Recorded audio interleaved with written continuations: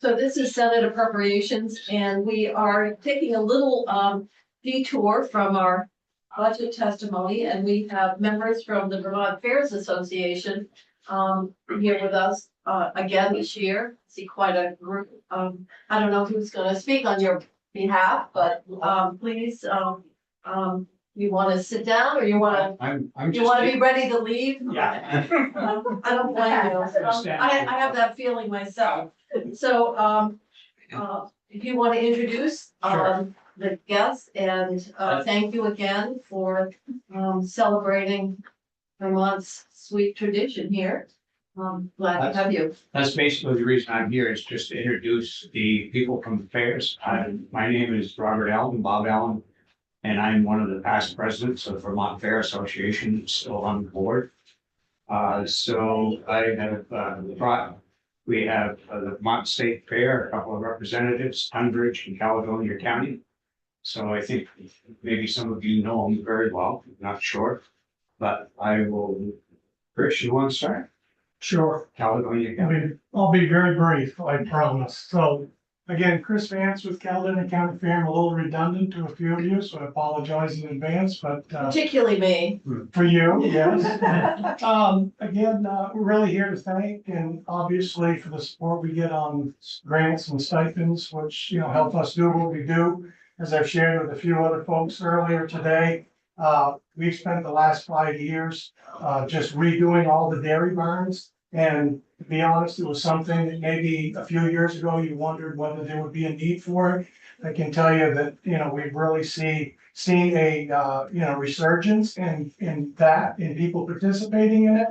And as I mentioned last year, we were able to take the New England Holstein show that has historically been done in New Hampshire and bring that back to Vermont. And this year we just signed a 3-year deal for them to stay in Vermont for the next 3 years because the event was so successful. That comes as a direct result of the support that we get from, you all and the grant money that we use towards keeping our infrastructure looking good and creating a nice community place that people are happy to go to. So again, I won't take up any more time. Appreciate everything that we get. Thank you.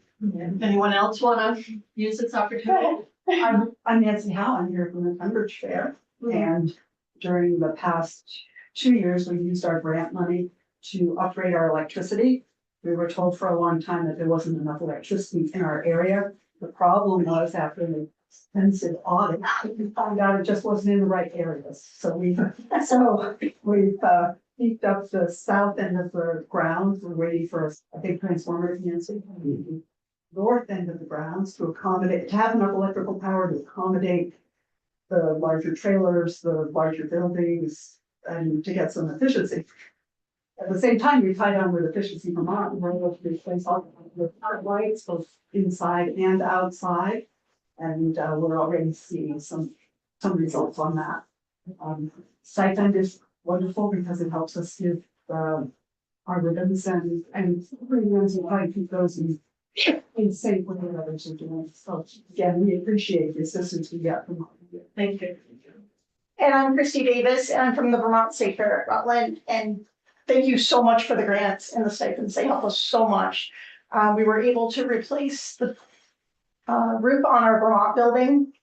And then this grant coming up, we are going to redo the 4-H bathrooms in our historic 4-H building and also redo our water system on the ag side of our fairgrounds, which will greatly improve the pressure that we have in the cattle barns and the horse area and just everything on that side, especially the 4-H building as well.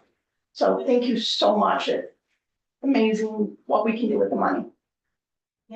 I'm Ted Schalowski, and I'm with her. Oh, she said everything that needs to be said. She said everything needed to be said. Well, it's really nice that you can come in and the sun is shining, and also hear a bit about how the money has been used to support really our fair, our agricultural traditions and agricultural sectors. So thank you for dropping by, and again, thank you for thinking of us. Yes, you have a May I comment? just put in a pitch for the Bonneville Fair? Yes. Many people don't know where Bonneville is because the town is southern Vermont. Dr. Gotten? It's actually in Winhall. And, we do have a fair in Bennington County that we're very proud of. We also have the Peru Fair, which I guess isn't into that, but, you know, that's quite a day for the town of Peru, which is next to Bromley. They cut down all the streets, Peru. All of them. Oh, One. well, on that note, any other comments? Yeah. Just before we leave, Bet they don't do that for the Vermont State Fair in Rutland, do they? not intentionally. I just want to say relative to Bonneville, you've got a change of direction at the fair down there. And from my perspective, and I judged 7 or 8 different fairs around New England. From my perspective, they're doing a great job in turning that fair around and bringing it back. You know, the president is here today in another meeting. Yesterday, a member of the Winhall Select Board was here. I had a chance to talk to him about some other issues, but, you know. Yeah, they're doing a great job, and I would encourage you, Jackie, to be around a little later in the year with a few pieces of paper for you folks. So we can. And I would be sure. encourage you to certainly go to Caledonia and Rutland and Bonneville if you can. And Lamoille, and Bradford. All the fairs in your area and see what they've done with the money. And we have Gamble Fair, but it's only a one. Sort of like Peru. Do they Yeah, shut not the- exactly. They shut the streets down? Yes, we do. We have, yeah. They said if you stretch that out another half a day, you're qualified. Oh, well, we don't want to dilute the funding, so we'll. I thought it was 2.5, and actually it's only 1 day. Or Usually on down to 1 one. day, yeah, Oh, there's yeah. No, it would have to be a real stretch. Thank you. Thank you. Thank you very much. Thank you for coming Thank in. you.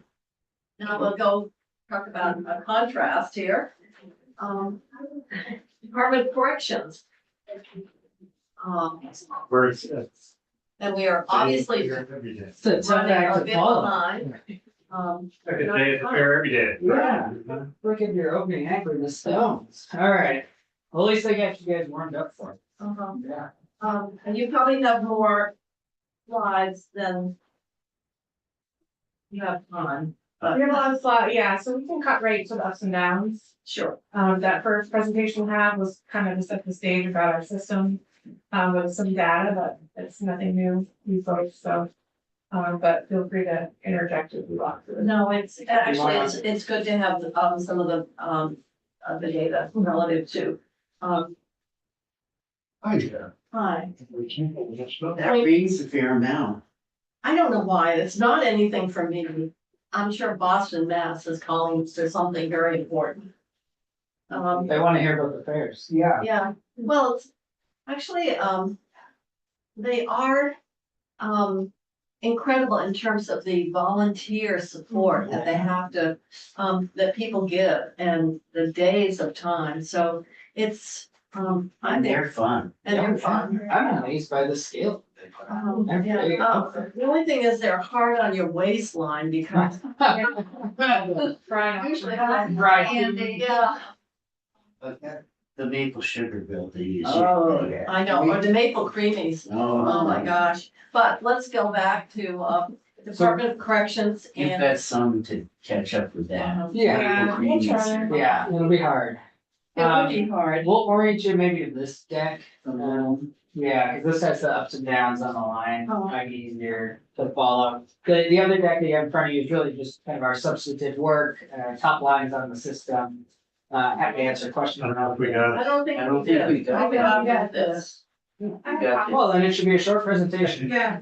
All right, how much money do you want? And then we'll tell you, Can we just give you the top line there and then? well, actually, one of the things we wanted to talk about was the population that once we get a specialized nursing home, online, Hmm, that would, allow care some, facility? right, Yeah. would allow, and of course, Senator Sears is always looking for money. And a part of the concern is what would be that sort of the beneficial impact, not only at the better setting, but would there be avoided costs? For example, dialysis or something here that, is having to be provided outside the facility, that you might be paying dollar for dollar maybe. And then the other is, will this free up beds so that more inmates can be brought back to Vermont and then help us with the reinvestment. Yeah. Okay, and have I done a good job for you, Dick? Okay, You couldn't spell. okay. So those are the things. There's always to start there. Yeah, I think it would be a good place, Okay. because that obviously is something new. We can go through the routine of, and, we obviously know that, there's a big, in terms of your personnel costs because of the side agreement getting incorporated into your budget, as it relates to the, correctional officers.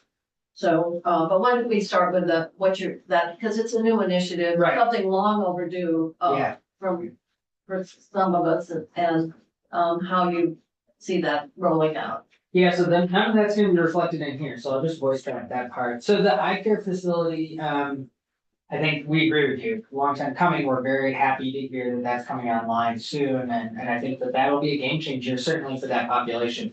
Of the folks we have incarcerated today who need a skilled nursing facility, we probably have around 30 individuals. That, but for an available bed, we would put them out on either medical furlough or they'd already be eligible to move out, under the current criteria. So that's kind of the census that we'd be looking at. 30. About 30. Now, the eye care facility certainly won't be able to cover that entire population, but we do think when the facility comes online, we'll begin to start accessing it for beds, for this vulnerable population. And I think it won't be 4 beds meaning FOR or FOUR? FOR. Okay. Yeah, no number associated there. I mean, I think not being the expert on eye care, the plan is get the facility online and then slowly start bringing people online. But depending on how many service providers they have, folks actually working in the facility, we'll certainly take as many beds as we can get up to the number that we need. But I think the overall number of folks needing skilled nursing facility placement in our system is about 30 right now. That group is named at Springfield now. Yeah, mostly at Springfield because they have the heightened medical facilities down there and they have some additional medical personnel that specialize in that type of work or have the skills. But there probably are a few here and there in other parts of the system, maybe Newport, some others that would qualify. That type of setting. The main qualifications, I understand, is they need nursing home care. Right, It's not that's right. whatever there may be qualifications on your end in terms of the crime or in terms of victims or whatever, but Yeah, we would assess that on a case by case basis, of course, to make sure that it would be a safe placement, but as you know, many of the folks who are in this category would be sex offenders or are serving for a violent crime, but maybe that happened 30 or 35 years ago and maybe don't pose the same risk today that they would That's pose. truly aging in place, isn't it? yeah, well, the And they're evidence, just not accepted in most settings. unfortunately, the evidence is that if you're 55 and correct, I think I'm gonna get it right. If I don't, correct me. I would never do that. Well, yes. But we would, People who are so you age- tell us and we'll tell them. People who are age 55 and have been in corrections for a long time are more likely to be like somebody in their mid-70s to 80s. Yeah. Mhm. Yeah, correctional facilities are a very difficult not a environment nice to live place in for to- any age, but It's not a not, good place it's to not be. necessarily a healthy place to grow up in, That's The right, age and place. Oh, yeah. or an Asian place. right, right. Which is literally what's happening here with. So they may be actually younger than what one would expect. Physically present as a, But it's there. right. But it seems like it's gonna be a little while before we can reap any potential savings or bed reductions or whatever. Oh, I thought they were closing this week. Next Yeah, I mean, the facility, I think, should be open in the next, I'm looking at Rich, I think in May, they have a better sense of. time. Dale would be able Yeah, to they- answer that question specifically. I think they testified. Yeah, they have testified. I think they're looking at, before we get out of here, is that the real problem, I don't think is any permitting, they have the support of the community. except a few isolated cases. But the problem, as I understand it, is they have something like 50 people who are currently there that they want to move to Different wing, nursing wasn't it? facilities. Yeah, I thought it was a different wing. But they have they have two wings, and so they're trying to operate both the regular nursing facility and then this. But the money Dale asked for was all in FY 25. Yeah, Right. That would suggest that we're talking about at some operational at some point in 25, not. yeah, it may be. I don't know. There is some one-time funding, if I may. Mhm. There is Yes. one-time Once you stop funding. on record. Richard Donahue, CFO for AHS, there is one time of funding available to stand up the facility beginning this year, but in terms of taking individuals, I believe that that's correct, especially under the enhanced grades. As far as what savings you realize from that, from the correctional system, I mean, there may be some savings in the health services space where we're not paying for specialty care that might happen in the community. But even if they were able to, and I don't believe they will be, but we're able to accept 30 individuals out of our system, that's good, because then we have some flex there, but it's not a large enough number to meaningfully impact the out-of-state contract or. But you'll be getting Medicaid. So they would transfer to the eye care facility, they're really out of our custody at that point. So So, they take your Medicaid savings and spend it somewhere else? well, we don't get Medicaid saving. I know, but the state is. Yeah, I would probably move to Dale, would be my guess. Yeah, I'm not sure that, Interesting. a lot depends on how your contract is written, because if in fact it's, it's sort of a global for all inmates, the minute they're no longer inmates, I think you've got that fixed cost. Unless you're doing some per inmate, charge arrangement, I'm not sure how your contract is written. Yes, again, Rich Donahue, this was raised during the secretary's testimony, and we exactly had mentioned that the care would otherwise be carried under your contract, right, with Yeah. WellPath. And so Dale was asking for the rate appropriations necessary to accommodate the capacity at the eye care facility. But there's no downward adjustment in WellCare in terms of their contract. Correct. For not having to care for this With group of high cost inmates. Correct. There are no savings contemplated in the budget for 25 for this. How can that be if you're going from 100% general fund to 50% general? It would depend on the terms of the contract. I'm talking about the Medicaid. The WellPath contract, as you know, Senator, is 100% general funded through DOC. To the extent, as the chair mentioned, there might be savings under that contract, subject to the provisions of the contract, which I'm not an expert on. My service and that. There might be some freedom of costs there that could, in that event. I think service I'm managed. talking about something different. Maybe it's just my stubbornness. If you're paying, what's the in-state cost per bed? Well, the annual cost for an individual is probably. Well, around these individuals, these individuals. We don't have it broken down. Oh, okay. But anyway, how much, what's the average cost? 95,000. So if you saved half of that, 47,500, somebody's saving 47,500. Where does that money go? That's what I'm talking about. That 47,500. That is a pertinent question, excellent question, assuming demonstrable savings. I don't know about what I savings want would to be go to justice effectuated, reinvestment. but I don't know what savings would be effectuated. I would like to see it go to justice reinvestment. Well, it seems to me the most direct way would be if you're moving inmates out into this new facility, it frees up beds, and therefore you would, because some of your I thought it used to be sort of, you contract for a certain number of beds and then Out of state. out of state, and then anything over it. anyway, if there's money to be recaptured and saved, we obviously would like to make that available. Now, to some extent, we do have to assume some of that cost is picked up for the Medicaid match. Mhm. And then the balance would be, hopefully available to, reinvest. Yeah, so I think I understand your question or your comment, Senator. I think it will be difficult for us to know right now what any of those potential cost savings could be. Because I think there's a couple of factors we don't know yet. How many of our folks will go to the facility? And then what costs would we have incurred had they been with us that we are no longer incurring because they're with eye care? After the facility's been open for a period of time, we should be able to estimate that. And then we could probably give you a better answer of, here's how much we avoided in paying. So going forward, we could consider some of that for a justice reinvestment type, savings. But I don't think we'll know that probably until next year's budget cycle.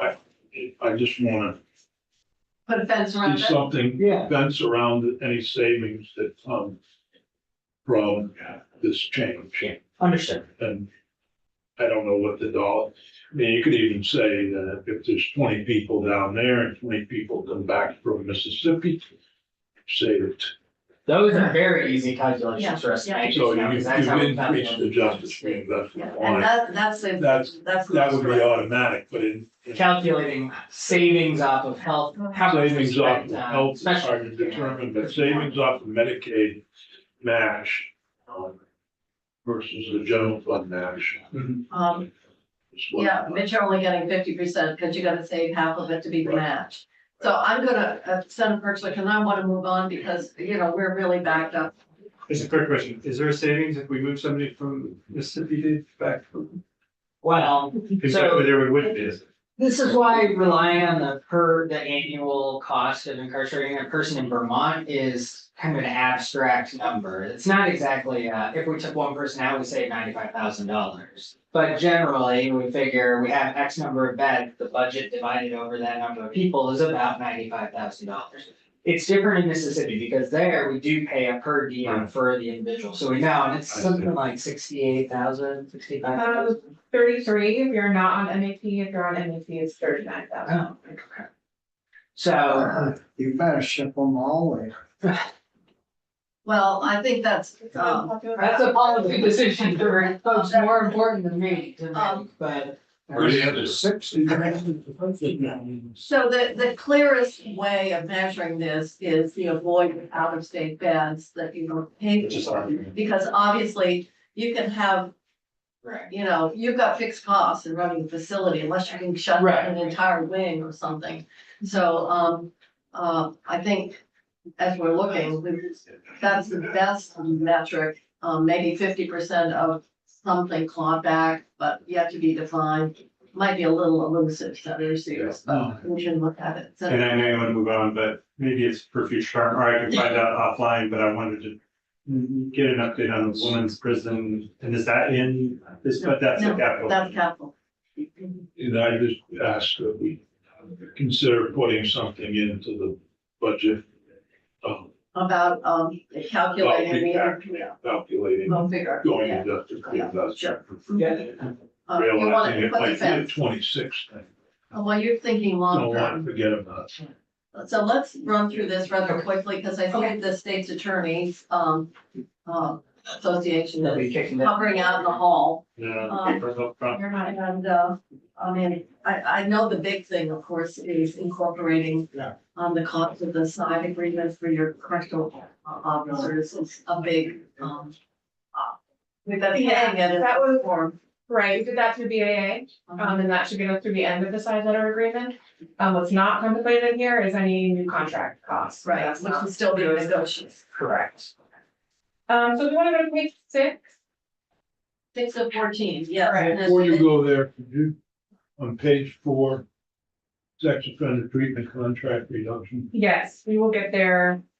Oh, Um, wait a minute, you said page 6 and I'm. We're doing. She's on the ups and downs. Oh, Yeah, I'm we'll pick it sorry. up See it in there. the ups and downs. It'll be picked up there. Oh, okay, I'm on the It's in there. appendicitis.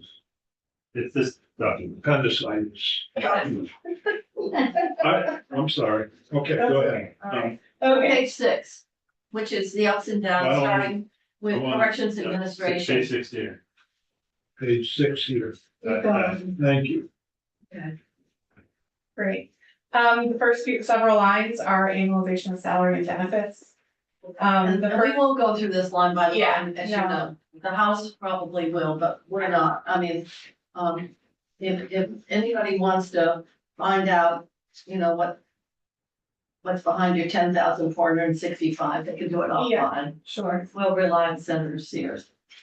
So the big up, of course, is, the big up is at, almost 1.1 million, and then the down right underneath that. All we're doing there is just readjusting staff that were in administration and corrections appropriation to just align them with what their positions actually so doing. it's switching around. Correct. Otherwise, it's pretty, So are you savings?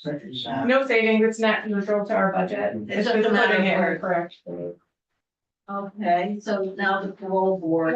Yep, parole board is all annualization of salary and benefits and internal service funds. Mhm. They do have a $25,000 up for conflict counseling, or counsel rather. That's just so they can hire AGO or similar that counsels them and not us together, to eliminate that conflict of interest. Correctional education. Education is purely salary benefits and internal service funds, no changes there otherwise. Now, you redefined or reconfigured your community high school of Vermont. The Community High School of Vermont hasn't been reconfigured, I assume you're talking about the vocational, UWP transition. Yeah, we can talk about that a bit more on the next page, almost there, right? Salary and benefits, you'll see the reverse of the 1,600,000 here from the administration section. You are now on page 9. Oh, yes. Yeah, sorry. And then, you'll see some ups here, vocational program salary and benefits. This is a proposal to move those, positions that were previously in the VOWP appropriation into general fund as we restructure that program. Yes, any question? So in this, what's the vacancy savings rate here, and versus, and where are we? The reality, sure. Yeah, Our budgeted vacancy savings are about 7.5%. Our reality is 17.2 in facility. You're down a little bit. It's about 14.9 system-wide. When we look at just security positions, so those ones in our 6 facilities, that number is close to 17. But you brought it down. But we brought it down from about 31 or so. yeah, it was at 30, and I think the last time we came in here it was 16, so you're still heading in the right direction. Yeah, The vacancy savings is this. So the net out of that for when I look at the overtime that people have got and everything. Can you just talk a little bit about that, where this all is? so we do capture vacancy savings because we have a lot of vacant positions. Unfortunately, we make up for that in overtime. Well, and the overtime costs you a lot more. It does, it does. So we have vacant positions, but we have work that still needs to be covered, and so we make up with that in overtime. I think it'll be a little difficult for us to suss out what that's gonna look like in the next year until we know what the next contract will look like, but right now, any savings that we have are overwhelmed by the overtime costs. And, but where does it in here, can talk to me about what that looks like, because if you're budgeting for 7%. Vacancy savings in that, and you're at 14 now, and what should I be looking at, and how, what's the story behind it? Well, they're not budgeting any vacancy savings in, under age 9. No.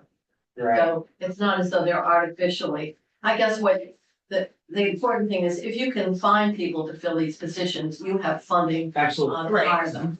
And you'd rather hire them And and pay get them a straight rate than than overtime. do the overtime. Well, I get that, Yeah, okay. but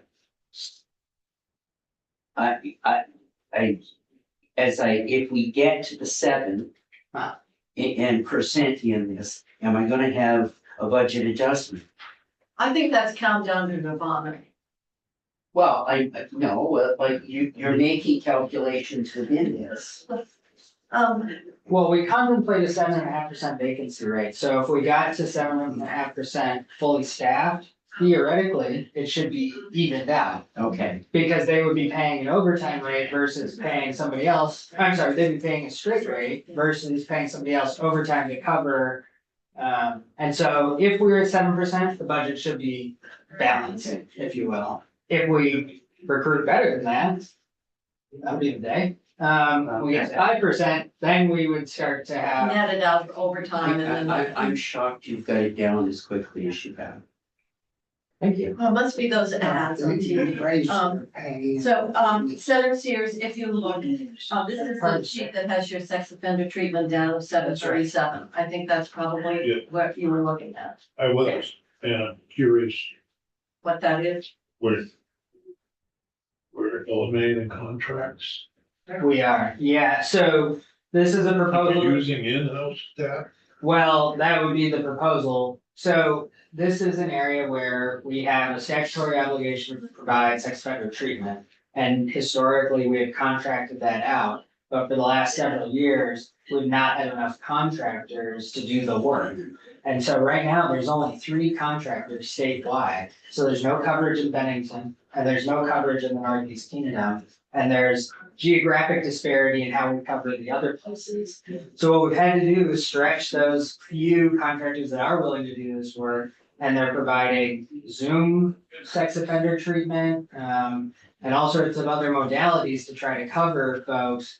But really, that's not the model that we need to be using. And particularly when we're talking about sex offenders, many of whom have limitations on their access to the internet and computers by design. We try to prevent them from accessing that material. And then we're telling them, but for your treatment, you can go ahead and use Zoom. Not really a model that's working for us. And so our goal here is not to try to create savings in the budget. This is try to stabilize the availability of sex offender treatment and then create some parity across the state so that all regions are getting the coverage. My concern is that at one, I think we had one of the foremost sex offender treatment programs. And somehow, maybe it's because of personnel, whatever, we've seen a lapse in that, and we continue to go down. I'm mindful of the Michael Jakes case where we found so many cases where the Department of Corrections personnel had not been following his progress or lack thereof, and or many warning signs, and so we divided the system where you had the correctional officers or probation officers more than one, and having smaller cases of sex offenders, and then monitoring treatment. And if you're gonna do it in-house, that's why we have the staff that can do that. It's not a easy job. Right, right. And very difficult, high burnout, et cetera. So I'm really concerned that we not lose that program excellence that we have. And it seems like, I know I had an informal conversation with David Ian Moore from the Council of State Government's Justice Center about the sex offender program before you came, and how things were not where they were. Yeah. Previously. And I think some of that is. I'd like to be somewhat, perhaps when the Judiciary Committee goes over your budget, you could kind of focus on this issue of sex offender programs, because we still, despite all our focus on drug crimes and other things right now in terms of public safety, we still have a high number of sex offenders. Yes. And we still have a high number of domestic violence problems. Yeah. And so you're talking about replace with 4 staff using existing vacancies. Yeah. That's your plan. So that, I guess you want to know what is the training, the What is the competency training? of program What are we looking at here to keep the program? of a high quality. At least once a high quality program. And I think the goal would be to get back to that level of quality. Unfortunately, and this is nobody's fault, there just aren't providers in the community. And so that's why when we were looking at how to solve this issue, one way to do that is to Grow your own. nationalize it, yeah, and then develop that capability in-house so that we Well, I can create some more You know, stability. after crossover deadline, I do plan to hold a day or day and a half of hearings on budget issues for the various groups in the judiciary and court system and corrections and DCF. As far as the delinquency and stuff goes. So to better understand, and I know that I spoke with Representative Lahond, and they evidently are doing something similar in the House. Although I don't think they've invited you in. But they're up to almost 20 million right now. And they're still asked. Well, they're gonna meet with their appropriations committee, 15 of them. Oh, good. Where are we gonna find that? I don't know. It's right to the House. Huh? What? Oh, break your ticket. The good news is the House deals with it first. I know. I'm afraid the budget reality, the fiscal reality, seems to have eluded a few people in the. Anyway, But I think it would be a good conversation to bring. yeah, I think it would be important. I think it's a critical area. So I'm, I have another question. all right, And then I'll shut up. The 850,000 for the domestic violence, speaking of domestic violence, accountability program, is that in the FY 25 budget? It is, it's in, well, parts of it are, it's in the justice reinvestment line. which is on the Okay. next page. Ah, well, I should have turned the page. So you've got a whole lot of operating expenses that are being eliminated. Rental of equipment, vehicles, advertising. Who's affected by that? Probably that's just operating costs, right? That it reduced. It is reduction, but how is that happening? Or what's that doing to staff or others? Yeah, these were areas that we felt, My question, you say parts of it are Yeah, 850. do you want us to Where- skip where- ahead or? do you- Why don't we finish with center We're- lines is still on page I 9, have a and then we'll short go to question 10. here. She wants to know where the savings on operational costs, what will be the Okay. impact. I thought you were jumping No, ahead. no, she's not. You're actually No, behind, I jumping know. behind. Okay. so we felt these reductions would have the minimal amount of impact, across the board, and we were having to contemplate, kind of offsets for the increases here. Office supplies, things of that nature, travel and stay and lodging, really, there's a lot of, like Teams, equipment for use now, so folks can not travel for meetings if they need to, just. Okay, won't be people who are traveling and not getting reimbursement. No, absolutely not, no, we're still obligated to. Alright. To reimburse us. A lot of keen use. Well, we'll see the commissioner less because advertising is down 60,000. Right. We'll save those, that part of our. Yeah, right. Okay, now we can move to justice reinvent. I'm sitting here wondering if we should ask the Defender General to come in. I have to leave at 4. We're running a bit behind. But Andy, I leave at 4. You could take over as long as Senator Sears, you can stay, right? As long as I get to go to the bathroom. All right. Make that work. I'll make that. We can accommodate this request. All right. 3:30.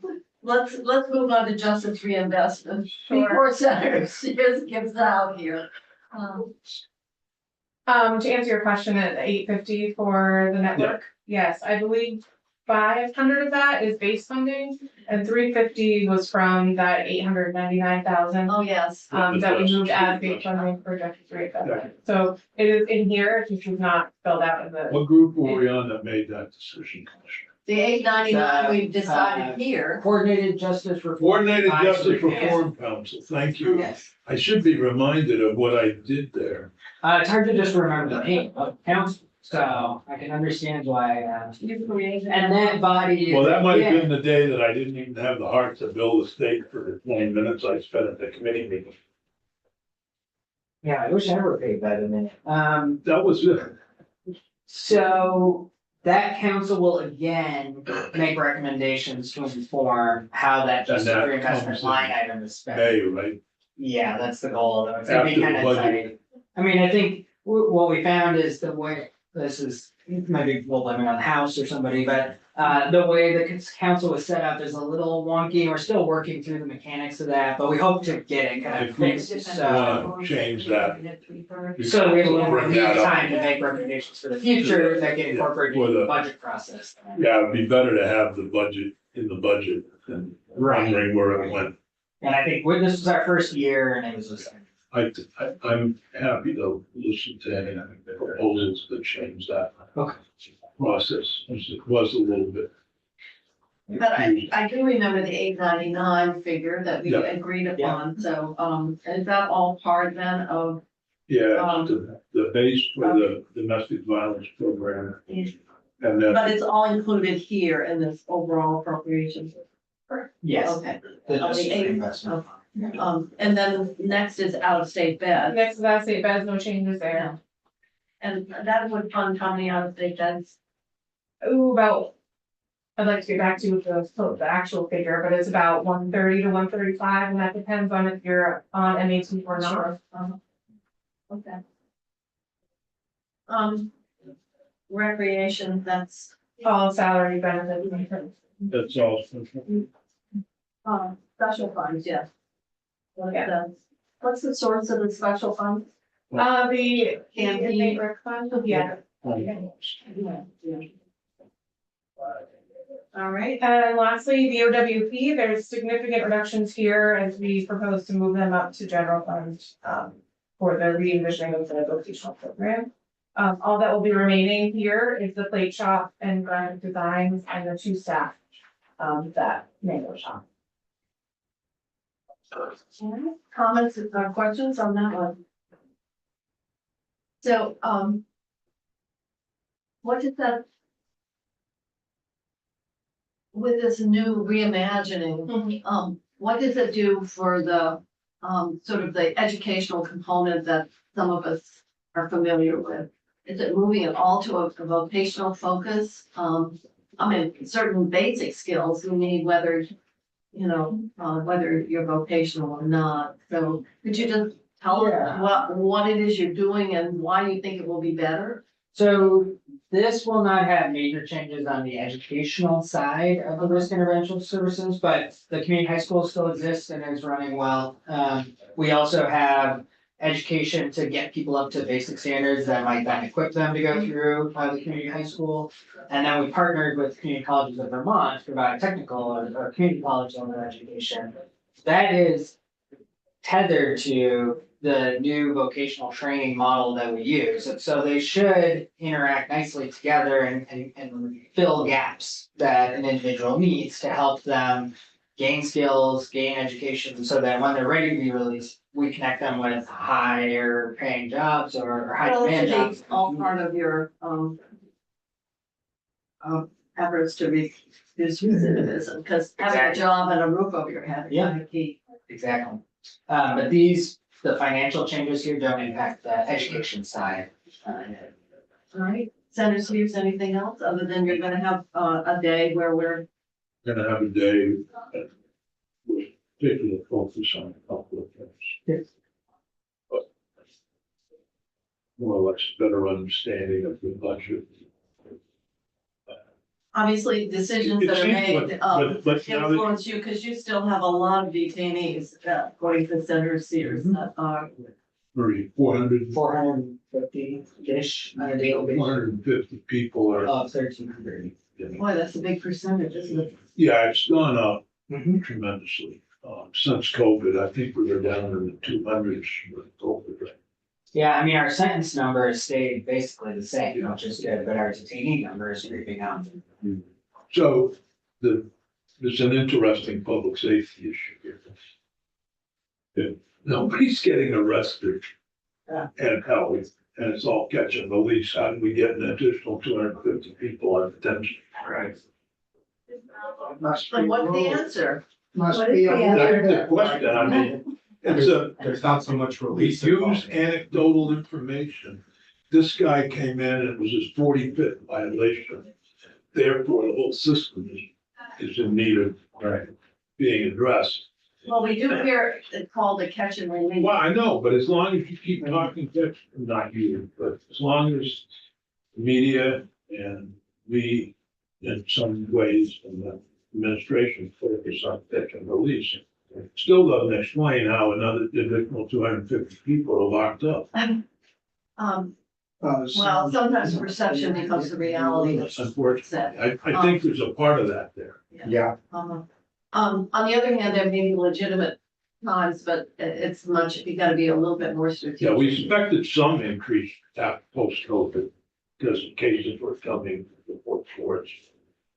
Police were back up, et cetera, but, I think to have roughly 250 more people, Fairly significant. it is, Yeah, so just to give you the, I stacked it together, it's very binder. Oh my I God, don't know where the whole anything thing is, was- but it's got everything we need. It must be nice to have staff. yeah. Yeah. You guys would definitely benefit from that. Management's a challenge. 280 state detainees was our low point, and that was in Q2 of 2020. 280 and now it's And 4. now it's 436. This is based on Q4 of 23, but 436. I mean, that's, So there is about 200. yeah. Fairly significant. It is. It is. Is it a lot of that drug issues? Well, only 3% of our population is held on a drug-only issue. I don't know about the Sorry? charges, so why they're. Yeah, only 3% are held on charges related to drugs alone. Most people are in for serious offenses. They're in for breaking and entering, that. Something else. And And we know we're that getting a drugs lot are of playing. homicides, that's the other thing, homicides in this state. Now, maybe that's perception too, because the news, Yeah. but it seems like, we're seeing people shot up in, well, Troy or Eden or whatever, so. Well, I think there's no question that the violent crime has become more violent. I don't know if we have more violent crime. Gets the news off. Just like, I know that sounds. No, well, I think about the Valley Vista folks saying, over the 20 years, the complexity of the cases that they're getting, and I think that the same thing is happening, in all the systems that, The guy was drawing my blood Monday morning. is this Good way to germane start of discussion? It is What state were you completely in? germane in Vermont. Does anyone want He's a from Manhattan. point of order? Adjourning. This is too long. No, Could you finish and then we're gonna I'm move not, on. I'm just didn't know gonna if leave you'd go you in a word. He was from Manhattan. He spoke about, I moved up here, I didn't expect the drug problem Oh, to be as bad as it is. I grew up in Manhattan and blah, blah, blah. Anyway, I said, yeah, but kids in Vermont are really naive about the addictive nature of some of the drugs and they aren't more quick to get. You're absolutely right, he said. He said, it's not this, they don't have the street smarts. I said, oh, now we're on to something. So teach some street smarts in jail. We're gonna need some more money for that. well, that could be some interesting classes. I'm telling you. All right, I'm gonna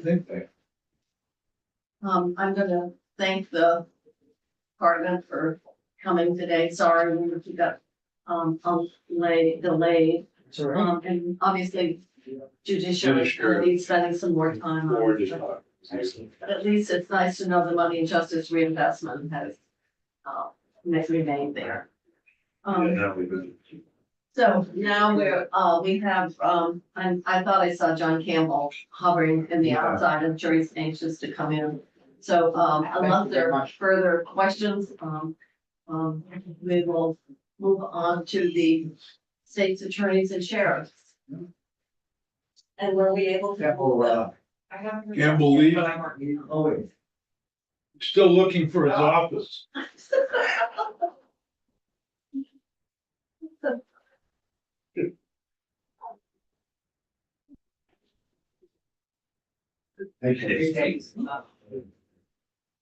He put up a sign in judiciary on the wall. Said majority. Yeah. Still looking for his office. It's still handy. If I moved it, then we'd have- I know. If I moved it, then we'd have more of. More of holes. Yeah. 345, no, 345. Yep. Okay. Hi. Yeah, that's right. Yes. Oh, yeah. we could- Thank you so much, appreciate it. Yeah. No, we can't. We got- John, were you looking for your office? we have a little- I was. Yeah, it's down in the vault, Senate Judiciary, Yes, room one, different thing. and the annex. Yeah. You know, we got a chair in right in there, we didn't have room for a desk, but we have a chair. All I can say is that there was another accomplice that in fact, it wasn't even me who did it, but I think one of my former colleagues, who still works for you all upstairs, who may be from the Rutland area, really had, he was the one who created the sign. You know, so I think he's the one that needs to be discussed, we can discuss with his budget. Get cut. Anyway, You now have an office. do I have an office? Yes, you do. Sorry. I got a small office in the building. I got used to that when I got I'm there. very happy that you have an office. Oh, thanks. You should be satisfied with your budget. The state is threatening to sell the building. I guess we're gonna be busy then. You soon won't have enough. All right, so, good to have you back, John. We're on live Oh, I'm sorry. and, we are, and we're gonna continue, and we're really, Fast. behind. No, what I've asked, Hannah to do is see if the Defender General could come in at 3:45, so you've got almost an hour. And the reason that, I know you would like more time, but Senator Sears is actually gonna spend time in his committee, kind of looking at all the, components of our justice system and would drill down a bit more, because we know that, if you put resources one place and you don't really address the system as a whole, it poses some pressure. So I just wanted to let you know today is sort of the overview, but you'll have more time in Judiciary Committee. So I'm gonna get started, and I don't know which one of your budgets you wanna go through first. You want the state's attorneys, the advocates, the sheriffs, or the SIUs? Why don't we, Madam Chair, first of all, John Campbell, Executive Director of the State Attorneys and Sheriffs, for the record. Annie is over in the office. Well, we see her. She's here, okay, yeah, she's remote, she had surgery on her foot, and so the trek over would not be helpful, so she's there. Annie, do you want to just deal with the sheriff and the SIU, because those should go quickly? You want to deal with those first? I can do that. Good afternoon, senators. Nice to see you all. For the record, Annie Noonan, and I'm Barbara Berendini. Okay, so yeah, we'll go through quickly on the ones that I think are easy. First of all, just to remind everybody, we have 4 sections in our budget. We have the Special Investigation Unit budget, victim advocates, sheriffs, and the state's attorneys. So the Special Investigation Units were set up to deal with sex assault on children and vulnerable adults, and there are 12 units across the state. We think that their budget for FY25 is very sustainable. We're not concerned about their budget. I'll raise one issue with you in terms of some of their pressures. Similarly to what's happening across Vermont and the country, everyone is having trouble recruiting law enforcement officers. So you might remember days where the Chittenden unit and the Northwest unit actually had police members embedded right there working with them. Those days are really gone. And what we can anticipate for the most part is support from, in a certain number of hours per week, from different law enforcement agencies. But really, they are so understaffed that they've not been able to dedicate or embed in our SIU units full-time law enforcement officers. So there is still law enforcement grant activity given. We reimburse those municipal or sheriff departments or that are helping us with law enforcement activity in the SIUs, but that is one of their biggest challenges. Windsor, for example, had relied for many years upon Wethersfield PD. They, because of staffing, just pulled out, and that's a tale that we hear constantly about the problems in the SIU. But for purposes of funding, they're fine. The one thing that we are thinking about doing, that grants manager position has traditionally been a contract position. We think that it may be time to move that to a permanent part-time position. And at some point, we may go to the position pool to do that. We have the money to do it. This would not be a money request. It might be something that you could help us with, and I could talk more about it if there's interest from the committee, but I do think that we could use someone in a part-time capacity, probably 24 to 28 hours a week, to take over that role as opposed to the grant. And we were paying about $64,000 a year in the contract for that person. And I think that we would be better served with that money, getting someone into the position, and we would not have turnover. You don't need the position created. You would go to the pool and request it. Is that what you said? Well, we could do it. I mean, we could do it either way, Senator. I think if we had the position, a position number assigned to us through Appropes, we would go forward with hiring somebody into that role. The other thing that we've thought about doing, just for efficiency, we really could also use someone to do some additional support to the victim advocates. And we thought that if we hired somebody, we might be able to charge most of their salary off to this SIU funding, of which we have plenty of money to do this. We might also be able to take a small amount out of the Victim Advocate Fund and have them working with the victim advocates too. So I think the position could really be of great support to both the SIU and the victim advocates. It's a thought. If we are able, we wouldn't need money in either case. We wouldn't need money we like that, Annie. So a position would be great. We could call it the SIU Grant Manager Program, a grant manager position, and we could use it effectively for both. Okay. Because right now, we're really just trying to make sure our victim advocates also get a lot more support and information and training, and I think they're very appreciative of that. I think we've come a long way in the past 2 years with them. But I think that would be a really excellent opportunity for our department. Annie, could you send a memo on that in terms of how and what would be the requested position, and then we can discuss whether the pool is a possibility or whether we need to coordinate. Great, thank you. I will do that, Senator. Okay, sheriff's budget. Similarly, I think we are going to be able to manage under the amount of money that in the governor's FY25 recommend. I mentioned in the note the classification that needs to turn whatever he's got wrong. That we had a reclass of the state deputy sheriffs. They went from a pay grade 21 to a pay grade 23. We didn't know what the impact of that was going to be. We actually have been running the numbers. We just figured it out. It will be $142,000 to our FY24 budget. There will be some rollout in 25. I'm not concerned about it at this point. We currently have a vacancy savings in the sheriff's right now for our 24 budget of $99,493. I think we're going to be able to absorb this classification increase with the amount of money that we have available. So I'm not concerned about that. And this budget for 25 looks okay. Okay. All right. So that's the good news. Victim advocate budget. So the issue for the victim advocates, we only have to carry 102,000 in vacancy savings. I think we'll be able to meet our vacancy saving number there. I think the issue that we are really concerned about for our victim advocates, and you'll hear a little bit more about this when we get to the state's attorney's budget, is the number of cases assigned to them.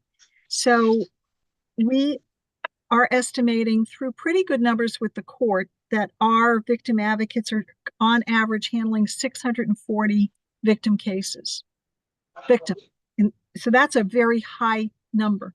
So if you think about it this way, in most of our offices, let's just take like an office like Windsor or Franklin County, where they might have 5 or 6 attorneys, and they might and generally have 2 victim advocates. So they're handling a lot more cases because they're all coming into them. So 6 attorneys are generating their own amount of caseload, but to the victim advocates, it's 640 on average cases.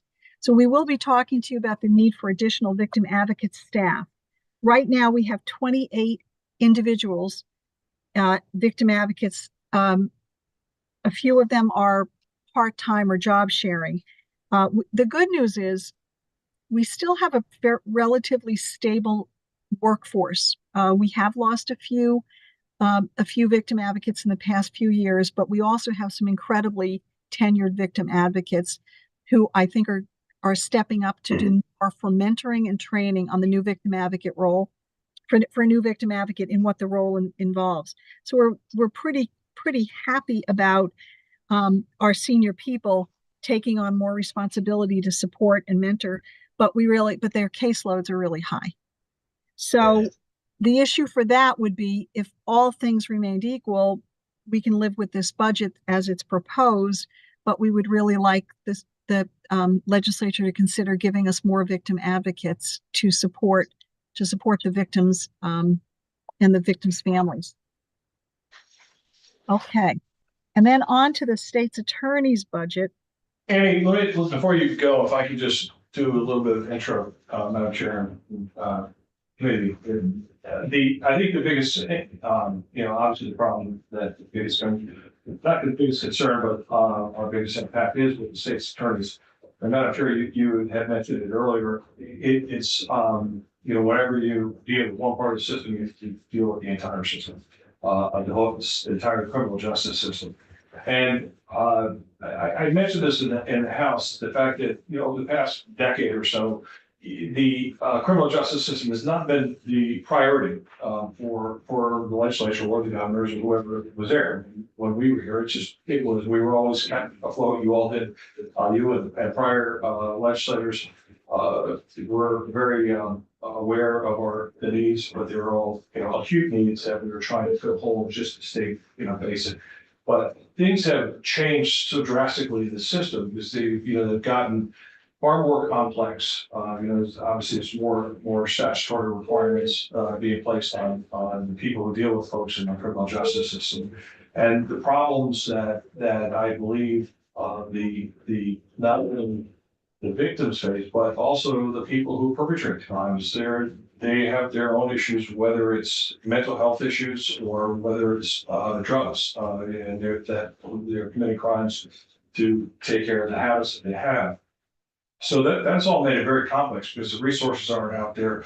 Then when you add the backlog, which continues to grow, it leaves little time for the deputy state's attorneys or the state's attorneys and also the victims advocate to actually work with the people to try to figure out other solutions on some things like to be creative, to try to keep them, folks out of the system.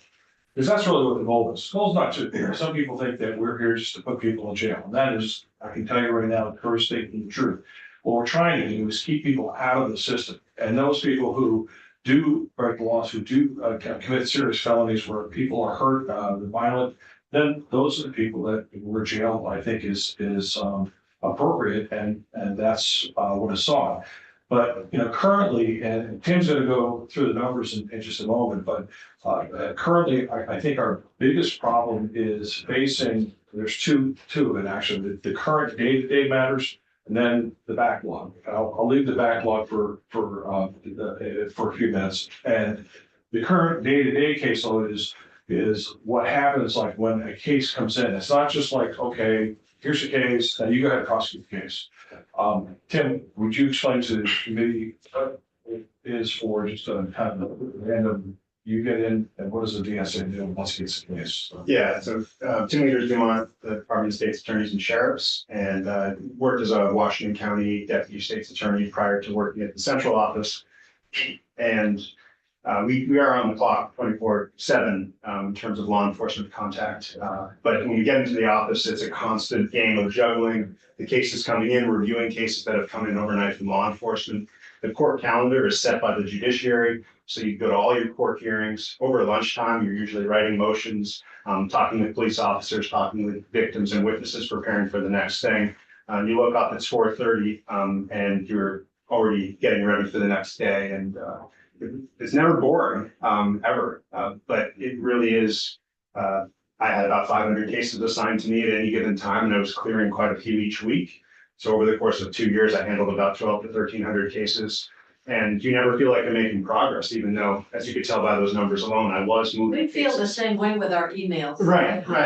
It's exactly, it's a great analogy. You feel like, Charlie Chaplin in modern times, Lucille Ball on the chocolate line. Yeah. And then So- these people that work in schools have all time in the day, the numbers. But, Yeah, and then, so, You're on camera. yeah, one of the issues, and Tim will tell you the actual numbers of cases, but this article just came out from Crime and Justice News, which is, and then the Prosecuting Attorneys Association had just done a study.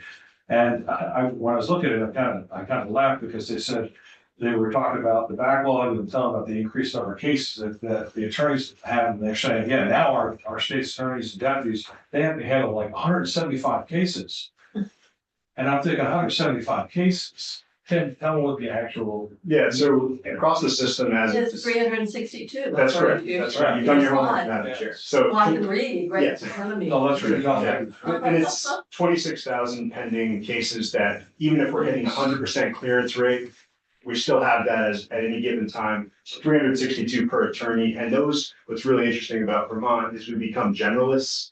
We don't have like our murder person or our person that's doing this. You're doing a DUI 1 minute, you're doing an aggravated assault the next. And so you're doing every different type of case, chins cases coming in, juvenile delinquencies, youthful offender. And the docket is very diverse. And other states, they have people that, major felonies or misdemeanor or family attorney. So, and what of this does cost, because I do know that some of the emails you were just talking about, our constituents who are going, wait a second, my house got broken into, and the person, you caught the person, and I saw the person out here, the next day. Or how come we're seeing all these steps, or how come I can't, that I have to lock my car now, I have to lock my car, my house. Those are the people, that they have to continually over and over again. And aside from something that we'll be talking about in judiciary with conditions of release, the problem is that we don't really have, those are not priority cases when you're dealing with the other aspect. We're dealing with over 80 homicides right now. They're currently in the queue for being a trial that are getting ready for trial throughout the state. So then you also have all the other serious crimes that really require us to have the most attention. And then unfortunately, we're also dealing with the trying to get the people who are experienced and seasoned that can actually take the cases and to be able to train the ones that are new, because I think we are able to get more of our deputy state attorneys from just coming out of law school, so they're to get some trial experience, things of that nature, but that requires training, which again, when you're tied up on these other things, it's almost impossible. So with that said, because again, I believe, Madam Chair, as you mentioned, we'll be having a conversation with judiciary, and we can go into more of the particulars there. The case backlog is one, I'll just for here, I'll say. I'm just wondering, I met with our local state's attorney. She was talking about their workload, and I certainly understand it's not only just going into the courtroom, but there's a lot of work that's done. You have to determine, are you gonna bring charges? You have to do the investigation, and there's a whole lot of work. And of course, you're dealing with, and we're having the public defender in, but not everybody has a public defender, but the state's attorney is going to be responsible for bringing charges regardless of your economic status. So one of the concerns, like in Caledonia, is there's a big DUI backlog. And it raises a question about, are there certain things that you could do that would, provide, sort of try to get caught up plus keep up, is really, I think, creating an awful lot of pressure. And so when you're in with judiciary, the question becomes one of, this budget is probably one of the worst. We were talking about it since 1991, or even maybe during the Great Recession. I don't think people in this building understand exactly the fiscal reality of the budget as it's been presented by the executive branch. But the question I have is, are there certain strategies you could say, we're just going to somehow figure out like a temporary response to get something cleaned up? It's sort of like, and you get it off and you know, it gives you some relief. And are there strategic things that you might think about, like coming in and cleaning up the DUI cases that are, you know, several years old, or some other? Because certainly the homicide cases, and it seems like maybe it's the news covering it, but it does seem like there are more of them. Yeah, it requires, you know, let's say the DUI, let's just take that for instance, there's, obviously, we would love to do that, but it requires, not just us, it requires the defense and the judiciary too, so we all have to act. Well, the governor's budget does include more judges. Right, and so there are a couple things that, because I was asked this question by Senator Lahosky and also by the House Judiciary Committee about, well, what can you really do with the backlog? Because the backlog, you gotta understand, is the backlog, it didn't just come from the pandemic, it's been there, and but it's continued to grow. So it's like this big mass over there of all these cases. And then yet. And then many are just going in and doing that. dismissing. Right, and even though you don't, you know, help out engage some extra deputies last night, and we use some of the ARPA funds to try to clear some of the backlog, we were able to get the smallest, lowest hanging fruit. And that still took a lot of time. So there was only one, and this is after our budget was not only, we did not talk to the administration about this, and we did not talk, when we did our initial budget for the House, this was not mentioned, because it just came up, proposed to me like 2 weeks ago. And this is, because I thought about it at length about the backlog, and the only way to really do that is to have two, we thought it was two dedicated people that go through, and that's what their job is, to go through the system. We have it all set up where we have a plan to do that. I don't know if you want me to wait till I talk to judiciary about it, or do you want to hear it? It'll take 3 or 4 minutes from to give you an idea of what I was thinking. Well, it's up to the committee, the judiciary, do that. Because this would be separate. I think the only way I can think adding it, we wouldn't have it in the budget. I was thinking if anyone did anything to amend I think it's Senator Sheen's bill that put 2 extra judges, you could probably put that in there. We just voted that. Oh, you did? Okay, well, so much for that. Not only that money was in the budget. Well, it comes in here. Yeah. Okay. All right. Could be amended in here. But you still, But the problem We're is, gonna put something in the bail bill. Okay.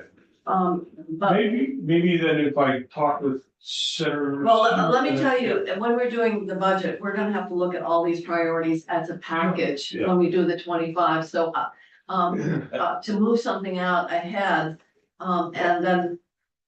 I was thinking about putting into the bail bill nothing to do with money, except that it would be language that would require a misdemeanor docket to try to get rid of some the misdemeanors, which are hold. And once you start to move, people will flee.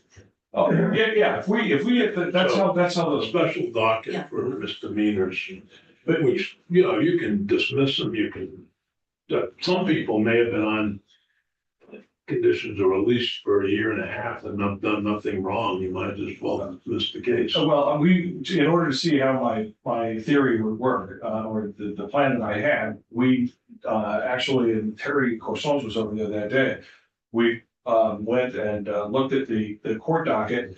We picked a couple cases. I looked at them from like Franklin County. There was one that went back to, I think, 1987, where a guy was charged with simple assault for picking a kid, pulling a kid's arm behind it. I couldn't believe when I read it. First of all, you know, they had his arm behind his back, and the last time there was any contact was with the court system was over 14 years ago. Now that was, pretty crazy. And so the first thing we did, which is going to have to be required, is we checked with the victim's advocate, make sure there was no contact, no problem with the victim. Check with the attorney, make sure that there's no other case that this might be tied to somehow. The whole thing took us, which is that one, probably about 20 to 30 minutes just to do that one case. And then you had to file a dismissal. But I talked with the court, and there's a way, if we were able to identify a whole band of cases, we would be able to do a mass exam. So that's, but this is not something where, because I'm gonna be very honest with you, we're not gonna be able to get, if I wanted to call your state's attorney right now and said, I need one of your deputies for 3 hours every week. Your life would be in jeopardy. My life would definitely be in jeopardy. And so it's not gonna happen. You need to have 2 people that we would assign right there into our office that would do it from there. They would have all the ability to do it. They contact the state's attorneys, work with them. And I think that's the only effective way to really bring it down, other than, because that will, we will be able to dismiss those, and if the court's working with it, that's great. You have the other way with the misdemeanor docket, the Senator Sears was talking about, which there's no question, I think that could help. But you have to have the judges pushing, and you have to have the defense, or saying, okay, sure. Because as a defense attorney, if I was a defense attorney, most of them out there know that their client, if they're charged with misdemeanor, he's not gonna go to trial. Not anytime soon, that's for sure. So if I'm representing Tim, I'm gonna say, you know what, you don't do anything, you gotta wait, and, wait for them to call you, and eventually, a lot of these just get either dismissed, or witnesses are lost, and there's no justice out there either, so that's why I'm saying. We have to have that conversation next week, and just, Okay. You jump, document, but when to put that into the bail bill. Okay. you jump through all these hoops, you aren't getting any money. Well, somebody's gotta pay those 2 people. Right. So why don't, if their fine is usually $100. Hey, look, we can settle this for 50 and we'll do away with it and you're out of here but you ought to get some money out of these people. They've been expecting probably to go to jail, most of them. Some are detained at this point. Yeah, a little, yeah. But can I just say one thing, Madam Chair? I absolutely understand. I've gone through the budget, not just our budget, I've looked to see what's happening. I know what's happening with federal funds, having been several times. I agree with you. This is probably one of the worst times the state has seen in decades. And I absolutely feel sorry for what you all have to do. So. The governor made a mistake, right? I think that, I don't think the governor had Had full information. the full information as to what really was going on. When this happens, as you know, the administrations, whatever administration, they always say, here's your target, try to meet your target. And we told them straight out, there's no way we can meet 3%. And then, so it was increased to 5%, which there's really no way to do that either, because that's gonna.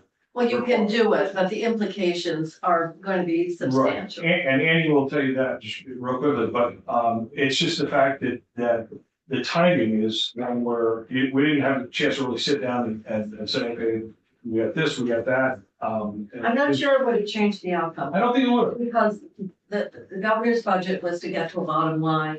And so there are a number of places where we've seen ongoing costs being used in one time or advancing money. So of the need to get to a balanced budget with available revenues was driving the decision. And so I think you could have had a very compelling case, but I don't think it might have changed. So I wouldn't spend a lot of time saying, if only, because I'm not sure if, in light of what we are seeing with the overall state budget and how things were moved around, and we've been the subject of a lot of public criticism on behalf of the executive branch for not using one-time money for ongoing expenses. Our budget as expenditures, and it does exactly that. So it just is showing how difficult it is in this fiscal environment to address all the spending requests. I'm just hope that unfortunately, if there's anything good to come out of the financial crisis that we're in as a state, that we look to see the areas where there may have been expense that is not needed, and there are things that I've identified that we experienced in our department, let's say with the mental health competency hearings, where the AHS or DMH has contracted with a company out in California, which I understand because there are a lot of people here. However, when they did the contract, it was like for DMH only, and even though, yeah, you're supposed to present a report to the court, well, we, as a state, we need to have them come over and testify witnesses sometimes. And we have a case right now, very serious case here in Washington County, that we may not be able to go forward because of the fact that the doctor says, I contracted with them, I was paid for that, but you guys have to pay me now approximately $10,000 for me to come over here. And we don't have that. We don't have that in the budget. And so, I mean, in the end, that's just the tip of the iceberg. And I don't want to take the time to tell you this or to explain some of the other areas, but that's just this one small area. Well, I guess one of the things we've talked about is, as we're trying to make these budgetary decisions, is to go back and look at what are those core functions of government and the extent to which they are funded adequately, not as maybe as much as you might like, and then prioritize from that, because many things have been added and they're very nice and they have a constituency and they probably have advocates that are listening to us every afternoon. But at some point, you have to recognize that that the adequacy of funding or the inadequacy of funding has impacts in a variety of ways, and it's if you spread it across everything, then you're not doing anything particularly well. And so I don't know how we're going to juggle this all out. That's all I'm saying. But I think one of the biggest questions that we're going to come back with and one of those, and certainly it's how we protect vulnerable populations, how we protect our children, how we make sure our judicial system is functioning, and the list goes on in terms of historically one of those, and then what might be more discretionary and might be nice. I don't know how that will look like as of now, but I think it's something that we probably can't avoid at this point. We've said many times in this room about how, beware of the federal person coming with money bags, because which they've done a lot over the years, and they're great programs and they were wonderful things, but And they did. and when they end, the constituency that received them. And we certainly heard that last night in our public hearing. That's. So, because I know you're pressed for time, and I. Well, we moved the Defender General up to 4:45, and I have to leave at 4. Senator Lyons has to leave at 3:30, but, Can I just throw it to you Andy have to then? leave at 3:30? Quarter of it. You have to leave, oh my gosh. I think Yeah. we can. We You're not gonna have a we can, No, we won't. however you wanna do it, we can come back or however you want, I just think that. Well, no, wait a Andy- minute, I need to find out, I have to leave at 4, you have to leave at 4:45, and you have to leave, I have to meet John at 4:30 and he was. okay. Okay. I guess my committee is, Pedal to the. I feel like it's due before the sun here. Why don't we call the, Defender General and reschedule? Because I think, This is something I said. no, no, it's, Why, you don't want to pay money? no, Please don't schedule on this Friday. Not this Friday. I lose last time. Even, No, we have it's to not- give you a chance not to Friday, not fees, the Friday. court fees, because they can't pay them. well, we've They already wind got up stuff scheduled. with more Yes. charges, Yeah. and more charges because they can't pay the. Okay, So they don't have the money. Even if they can get away with what the hell No. they did wrong. Well, they could white collar criminals. But people who are out there. you don't have to redo the fish hatchery. 28,000. Well, Russ said that's. Trying to get on the. No, he doesn't understand, he doesn't have the operating. Oh, I thought you were talking. I need to bring the committee back, because, we're back on the state's attorney and the backlog and the workload. So, Senator Lyons is leaving momentarily. Yes. Senator Baruth is leaving momentarily. So we have, and you're leaving at 2 minutes. So we have one more Sheriff. I We're gonna take care of that. I said, yeah. Took care of the sheriff. So I'm going to suggest that we Retired say, judge. with state's attorney, and then we're gonna call it a day because we're losing our committee here because of other commitments. So those of you who have to leave at 3:30, you can depart now. Bye. Thank you. I barely departed. And John, you can, and Senator Starr, Quorum. we have a quorum until 3:45, Okay. and then, so we'll just have you wrap up, but I think probably you got the chair, the vice chair, another chair, and another chair, so one I more. think you all know the problem. It wasn't anything you said. Yeah, thank you. What I'll Maybe do, it was. You're fine. what I'll do is, why don't I just turn it over to Annie and she'll explain it, especially the first part about the vacancy serving incentives. And then, What is it you said, if you had given it to the governor, he might have made a difference? Can you explain what that was? no, I might have.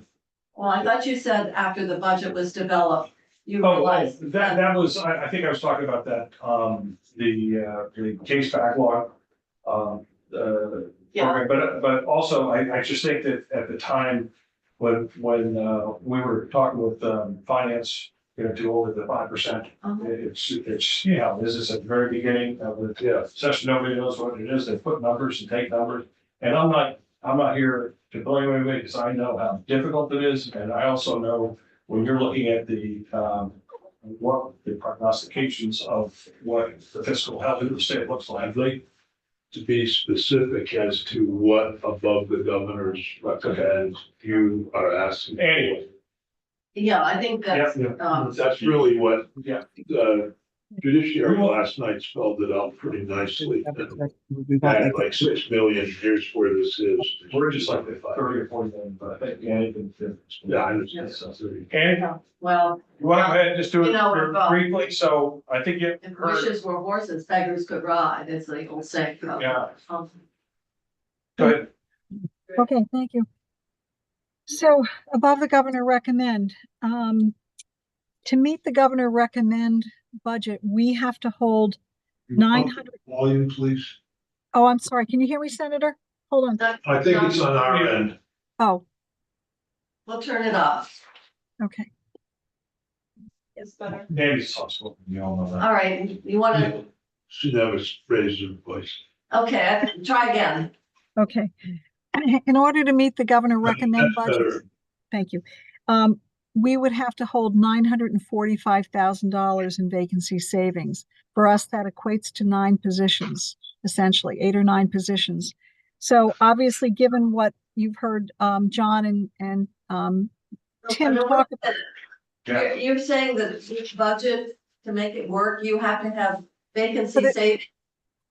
So for the state's attorney's budget, the vacancy saving number would be $945,000, which we think is essentially unmanageable. Just to put it in perspective, our vacancy savings number for FY24 this year was $231,000.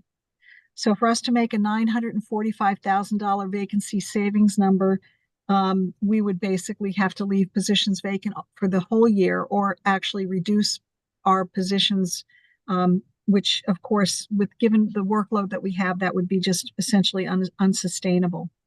Are they open now tonight? No, and so your normal experience right now of this year is your vacancy savings generates about 231. So that was our target number. 945, then you've got to 715,000 is the increase over and above what the 24 experience is. Correct. Okay. Yep. You'd have to lay out this. Yeah. I think that's a possibility. Okay. The And how many, 715 is how many? It would be about 7 positions. 7? I was gonna say 6 with benefits, but. Yeah. It kind of depends on what the position vacancy becomes. Like if it's an attorney, we save more, we would save more money on a vacancy. An administrative assistant, we would save less because their salaries are the salary difference. So it really depends upon the mix of where those vacancies were to come. We always prioritize our staff and the job security of our staff, and we would want to do that here too. So it would be a really tough budget to manage. And I know you heard this, I heard you say this, Senator, and I'm sure you heard a lot of this last night. I do want to just point out the one-time funding which the legislature gave us in FY22, which originally came to us as ARPA money, and then the governor's office converted it over to state general fund. It's been really extremely, extremely helpful for us in terms of keeping our offices afloat with some limited service and temporary staff. Right now, for example, we have 2 victim advocates who are serving in limited service, but these are our limited service, two victim advocates serving on that money, 1 administrative assistant, 1 legal assistant, 3 secretarial positions, and 3 deputy state's attorneys. So we have 10 limited service positions, not including some of the temporary staff that were being paid from that one-time money. It really was basically a bit of a lifesaver. So you gave us in FY22 $3.3 million. We will be out of that money by we anticipate being out of it by mid-June of this year. It was a great help. Question, Annie, are the 10 limited service positions on top of the 6 or 7? Well, you actually have 9. I assume that's incorporating your normal vacancy experience. So are those additive? In other words, 10 limited service on top of, I don't know, 7 other positions? Correct. We have no money for those positions come June 15th for the limited service. That money is gone. It was very helpful. We were very grateful for the legislature to give us that money, and the administration to allow us to carry it forward each year. And Commissioner Gresham was very good about letting us put it in our carry forward plan, and we've used it really just for staffing to the field offices. It was a huge boost. But again, second pressure is that those positions go away mid-June. What's the annualized cost of the 10 limited service positions? Well, I'd probably have to get you that, Senator. I don't have that right in front of me. We've spent about we've spent about 1.1 million a year, but that also includes, we have a number of staff who are part-time, and we reached out to every part-time staff member that we have and said, to help clear the backlog, we know you're a 32-hour-a-week employee. Would you consider doing 40 hours a week for a while? And every single employee that we reached out to said, yes, I will do that. I will take it. So it was straight time pay, which was wonderful. But basically they got more pay because they worked the full 40 hours a week. Those folks who are also helping us keep the workload down because they've taken on more hours at straight time, they're now going to not have that money available. So we'll have to move them all back down to whatever their other FTE is.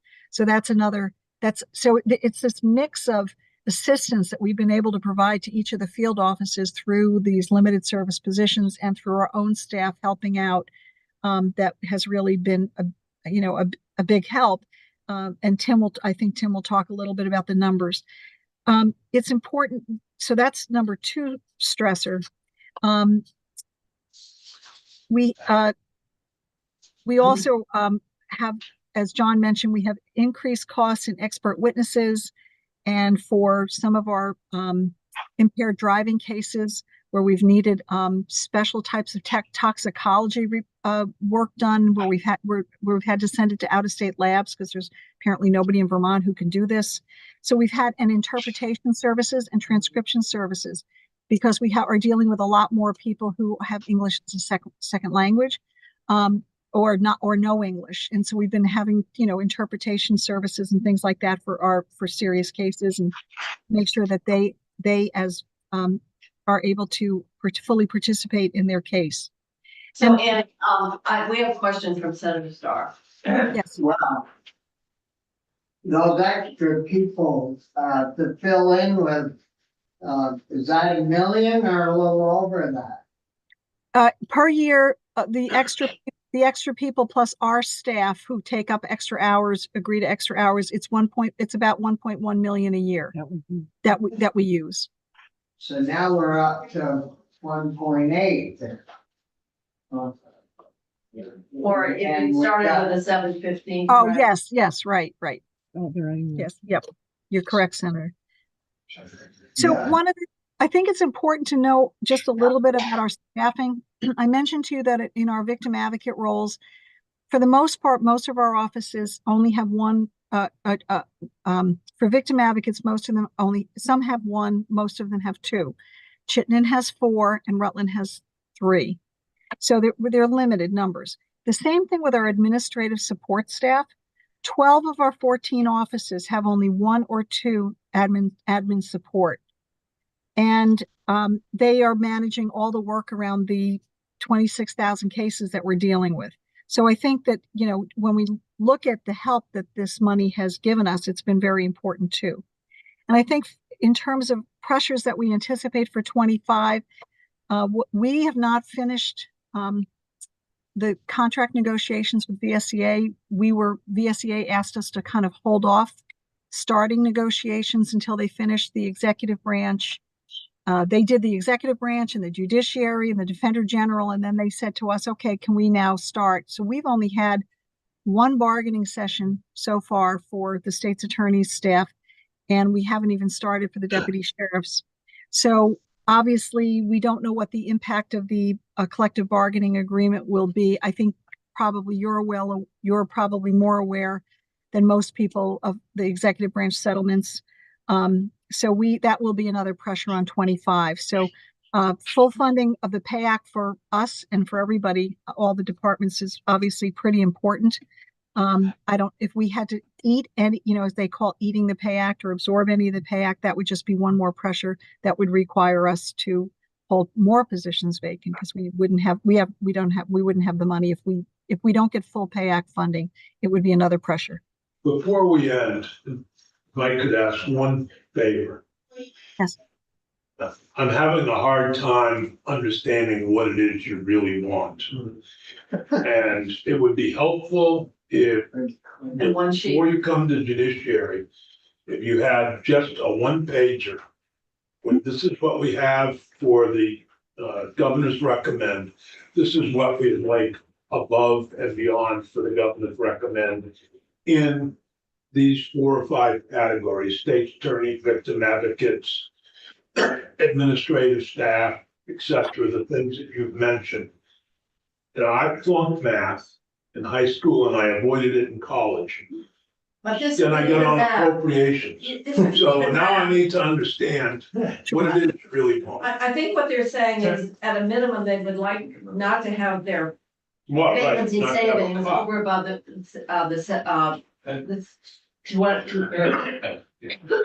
Right. So the good news, Senator, I did prepare something like that last Friday night. Maria reached out to me from House of Propes, and I did send her an email exactly that information, so I can forward it down to your staff. Well, we're gonna, after crossover deadline and after town meeting break, obviously, we're gonna hold a 1 or 2 day hearing in judiciary on the budget, similar to what the House people did, and try to come up with some recommendations to this committee for the 25 budget. But we do, just so you know, we do have the numbers, and again, I don't think we have a chance to. No, I don't think because I think I know what you want, so. Yeah, I would just, I do. John, I just wanted to, right now, 362 cases per attorney. If we got 10 positions, the average would go down to 318. Still much higher. if you than got national. 10 new positions and over the 9 vacant. That's correct. Right, so that has. So these aren't 9 necessarily 9 states. Those are 9 positions that are currently filled right now. Yeah, you have to come up with vacancy savings that even. So they would have to. Reach your 25 budget total. That's right. Yes. Yeah, so we need to, complete restoration, and that's the floor. And then, again, in order to get trying to get these numbers down to a reasonable number, which will base Act 4, I think. I'd love to understand why Rutland needs 3 victims advocates, most people to get to. Well, they got a lot of. Yeah, here's the problem, again, a lot of the types of crimes that are there, I mean, the victims, if you talk to the people in the victims community, they feel like they're getting short.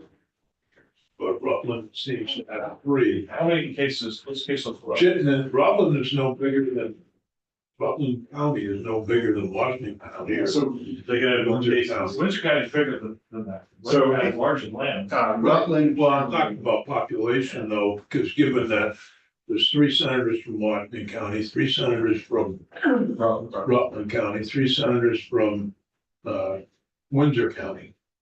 So So Rutland County, population must be somewhat equal, and Rutland for some reason has 3 and the others have 2. Rutland County has 424 cases per attorney and about 3,000 pending cases. Well, So maybe it's because of the, the rank about 4th. you know, some of this is up to the individual state's attorneys.